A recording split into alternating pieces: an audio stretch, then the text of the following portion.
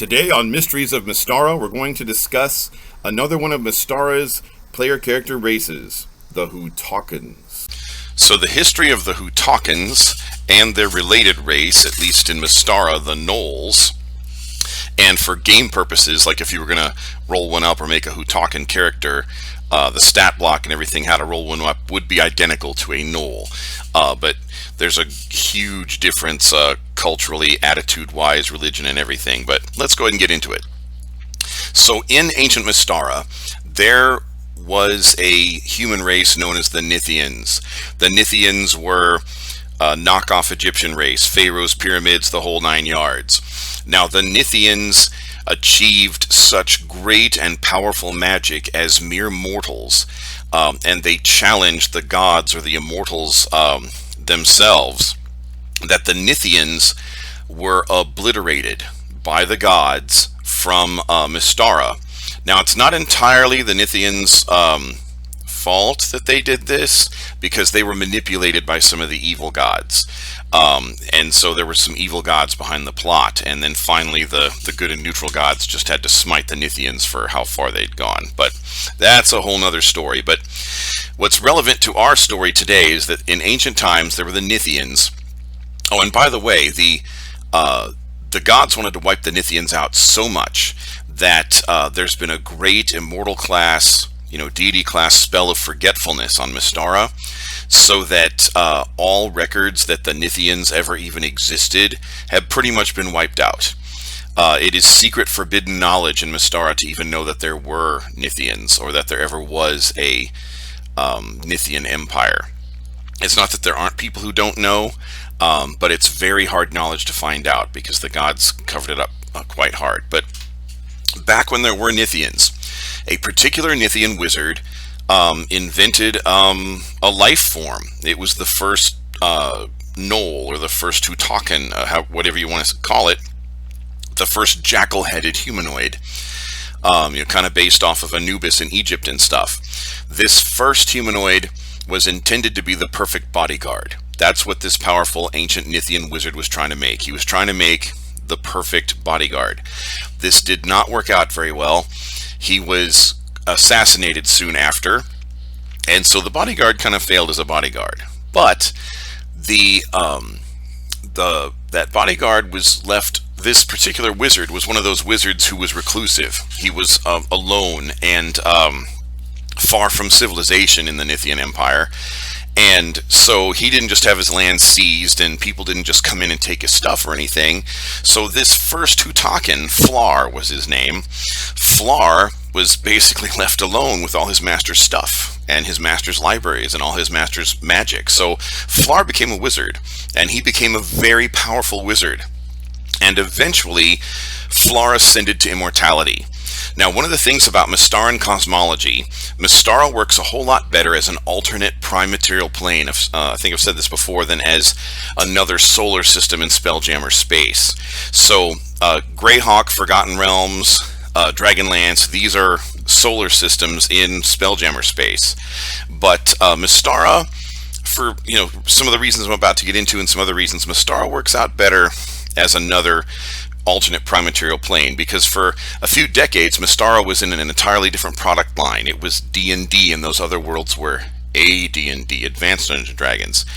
So in the traditional AD&D worlds, Forgotten Realms, Dragonlance, and so on, there are gods and deities.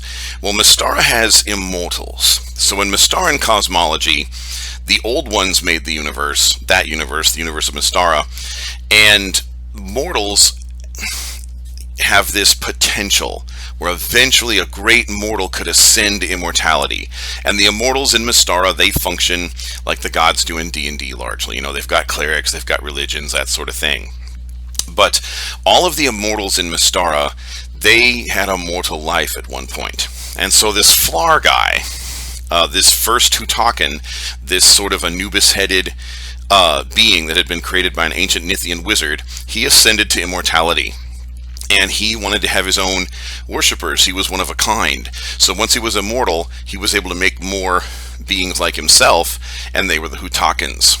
Now, later on in Nithian history, there were some other Nithian wizards. They wanted to replicate what this other guy had done, and make this race. They made some adjustments to it, and they wound up making gnolls. And so the Hutaakans and the gnolls really don't like each other. Because their god Flar, their patron immortal Flar, he sees the gnolls as like a second attempt to try to create something like himself. And the gnolls turned out to be like you expect gnolls to be in D&D. They're like evil, savage, humanoid race type thing. And so the god of those gnolls became Yinogu. And Yinogu is probably the demon lord of the gnolls that you might know from more mainstream D&D that's not Mystara. So Yinogu is the lord of the gnolls, even in Mystara. But that Hutaakan race, their god is Flar. And there is the Hutaakan Empire died out, or supposedly it died out, but it still exists in one lost little hidden valley. There's one city left that's kind of cut off, hidden, secret, and protected from the rest of Mystara. But one of our groups, I think it's the Wednesday night group, kind of stumbled upon a secret that could lead them or lead someone to this hidden valley of the last Hutaakans. So the Hutaakans, if you want to play one as a player character, they're fairly religious. They like Flar. Flar likes them. They have a good relation with their deity. They're religiously devout for the most part. Like, they're not just like, oh, drooling slaves bow before their god type thing, but they're more like philosopher clerics, philosopher priests, they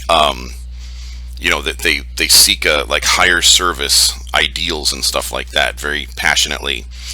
And of course they hate gnolls, and gnolls hate them, but gnolls probably don't even realize that Hutaakans are still around, because the Hutaakans still just live in this little secret valley. So the gnolls probably, they would be shocked to see an actual living, breathing Hutaakan in modern Mystara. If you did play a Hutaakan, you would probably get mistaken for a gnoll pretty much all the time by just about everyone, because they're two different versions of trying to create the same race by two different people that took it in two different directions. But that's basic. So the Hutaakan society is secret, has not been interacted with for thousands of years, unless maybe that Wednesday night group or keeps following the clues that might lead them that direction, or if you decided to play one. So that's kind of the Hutaakans. They're like ancient Egyptian, Anubis-headed gnoll people. And recently, there was another group, I think it was the Sunday night group. They found an ancient tomb with an Egyptian-looking sarcophagus, and there was like a vampire, supposedly a gnoll inside, as far as they knew. It's actually Hutaakan, but but they don't know that. So dropping hints about the secret lore of Mystara is usually fun for me as a DM. So if the Hutaakans sound like an interesting player character option to you, just let me know on Discord. Visit GameShopsBasement.com, join the Discord, find me if you're not already on our Discord, and let me know. In the meantime, I'll see you in game.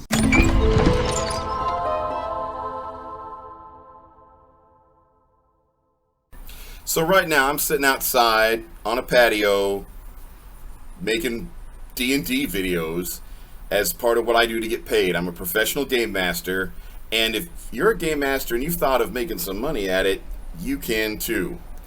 We have at the Game Shop's Basement a 7 days to Pro GM course that teaches in 7 lessons what took me 50 days to do, to build up my business to the point where I don't need my job anymore.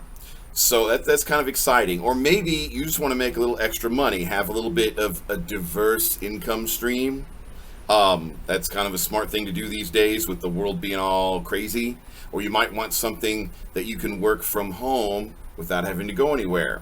Well, check into Pro DMing. So at GameShopsBasement.com, at the top of the webpage, we've got a banner that will take you to a page where you can learn more information about the 7 days to Pro GM course. And it's fun. It's exciting. Check it out.